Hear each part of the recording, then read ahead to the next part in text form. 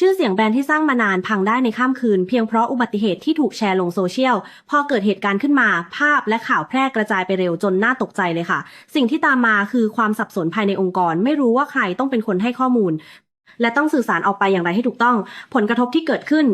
ไม่ได้จบแค่เรื่องความปลอดภัยแต่ลามไปถึงความเชื่อมั่นของผู้บริโภคและคู่ค้าด้วยเรื่องนี้สะท้อนว่าแค่มีระบบความปลอดภัยอย่างเดียวอาจไม่พอค่ะแต่เราต้องมีแผนการสื่อสารวิกฤตที่ชัดเจนเตรียมไว้ด้วย ซึ่งเป็นส่วนหนึ่งของความรับผิดชอบต่อสังคมที่จับต้องได้เลยนะคะระบบที่ดีจะกำหนดเลยว่าใครมีหน้าที่สื่อสารใครต้องรวบรวมข้อมูลและจะแถลงการแก้ไขเชิงระบบอย่างไรให้โปร่งใสเพื่อรักษาชื่อเสียงแบรนด์ในระยะยาวถ้าไม่อยากให้องค์กรต้องแก้ปัญหาเฉพาะหน้าตอนเกิดวิกฤตลองมาฟังแนวคิดการวางระบบป้องกันการในคลิปต่อๆไปนะคะ